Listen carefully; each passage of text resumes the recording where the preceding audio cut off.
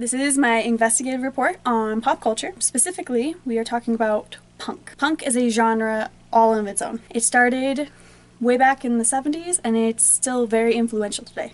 Is punk pop? This is actually a very interesting question. Punk is part of pop culture, even though the whole punk ideology would hate the fact that it is part of pop culture. It definitely is very influential. So where did punk start? Well, there's a big debate, but punk started in England. It was right in the 70s when England's economy had crashed. Their monarchy basically lost all of its power when they voted to become a democratic monarchy. This just means that the king and queen, they're just for show. It sparked this question, why? And that is the core behind punk. Punk is asking why. Who led the way in England? That was the Sex Pistols. They were really popular in England. They were part of the punk scene. They started the punk scene. And they had very popular songs like God Save the Queen and Anarchy in the UK, which everyone loves to quote. Anarchy in the UK, woo! Anyways, simultaneously, even though England might have had a small head start on starting punk, punk was happening in America. Now, although American punk might have started second, we did it better. We did it harder, and we did it with more heart. Punk in New York started out with one iconic band, and this band is known today. Their songs are very recognizable, and I am talking about the Ramones. The Ramones is a band of brothers, and they were singing about the fundamental question of punk. Why? They're asking, why should we listen? Why do we have to listen to everything our parents say? Why do we have to take everything for face value? Why does the government get to tell us what to do? Why can't we question them? All questions pertaining to why. Now, this is a really big part of pop culture, and this is a really big part of punk because it started a movement. It started getting the youth to ask the questions that needed to be asked, that people just kind of threw off in the side. They were asking the questions that were never asked because people didn't think that you could go against your government. Punk sparked the question why, and it broke up the conformity. It broke up the follow the herd kind of mentality, and it posed the questions that needed to be asked because there were things that were going on. Police brutality, racism, the civil rights movement going on, the Vietnam War going on, things that needed the attention, and they only really got their footing when you started asking questions. Why do we put up with racism? Why are we letting the Vietnam War go on when it lost a lot of lives, and all it was for the government to be like, yay, America, we're strong, we're great, good triumph for everything, but we did not win that war, and we did not come back victorious. The people lost hope in the government, and that's where the punk movement grabbed onto. They took that anger, they took that frustration, needed to come out. Youth is always known to be rebellious. That's something in pop culture that we always see. It's not the old generation starting this movement. They're not starting these. It's the young asking the question why, and that's what punk started. 4 pillars of punk. The first pillar of punk are the Ramones. They were the #1 original American punk band. They are heard all over the place. Their message for their music was asking the question, why am I listening to my parents? Why do I have to listen to my parents? Why do I have to listen to the government, what the government tells me? Why can't I do what I want to do? Be damned what society thinks of me. Be damned what the church thinks of me. Be damned what anybody thinks of me. I'm gonna do what I'm gonna do. The second pillar is the Dead Kennedys. And the lead singer, as punk as this is, his name was Jello. Hello, Jello. Don't add that.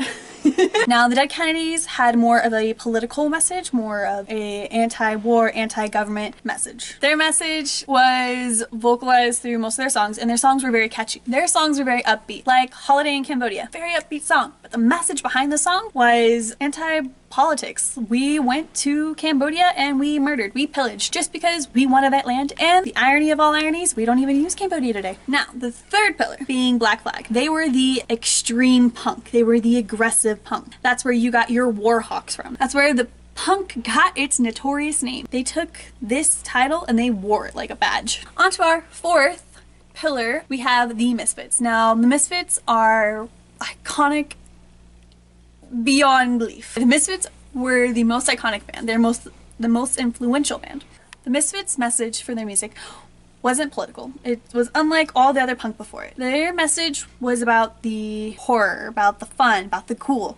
They had this spook factor that drew in people. They still had the punker sound, but their songs were more about the 50s and 60s black and white horror films, about dead bodies, ghosts, ghouls. They had the Fiend Club. Their music was so influential that bands like Metallica wouldn't be around without the Misfits. And other bands such as Avenged Sevenfold, Rise Against, all these bands have come around from the Misfits. People are influenced by their sound. They broke the music rules, per se. They didn't know how to play their instruments. They didn't know how to sing. They weren't formally taught. They were just a bunch of New Jersey boys that wanted to make music about horror films. And that's the whole thing about punk. Most of the artists, well, didn't know how to play their instruments. Take Bad Religion, for example. They're a California punk band that all the members didn't know how to play instruments. And the lead singer, he thought he sounded good, so that's how the band kind of just formed. They were outcasts. They wanted to belong to something, and the punk scene was it. And that's how punk kind of influenced music today.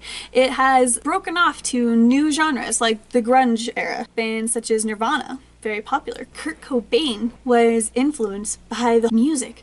That's what he grew up on. You have bands like The Offspring, Rise Against, Avenged Sevenfold, Green Day, which is more radio friendly today. They don't really have the message, but they do have that sound. Their whole album, American Idiot, speaks the message of punk.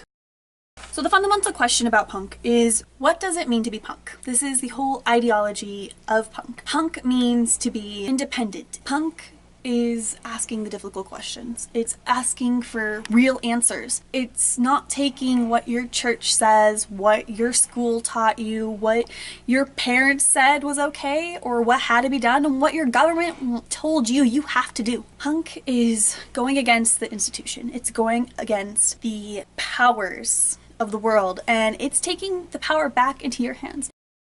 The whole concept of punk, the ideology behind punk, is how you think about things. It is basically critical thinking at its core. You are asking questions people don't normally ask. You are looking at today's Black Lives Matter riots, and you're asking, why are the police being brutal to these people?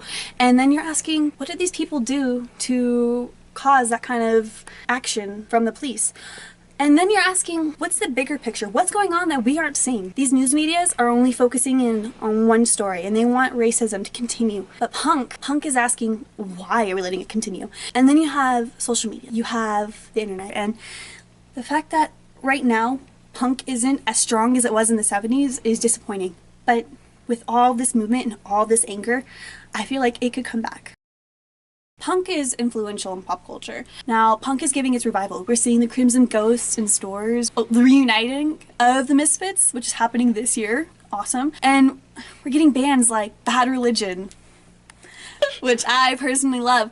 And you're getting bands like Rise Against, who are a modern punk band. They're singing against war. They are painting pictures of what war actually does to somebody, which is what punk is about. It's about showing people and giving them the message. That's why punk and punk music go together. Punk music is the vessel that carries the message for punk. And without one, the other cannot exist. And music is honestly the best way to get across this message. And that's why people connect so well with music. It's because you're able to get into that tune, get into that beat. By the time you fall in love with that song, you start listening to the lyrics. You start listening to the message. Because that sparks your interest, you grab onto that, you go in depth.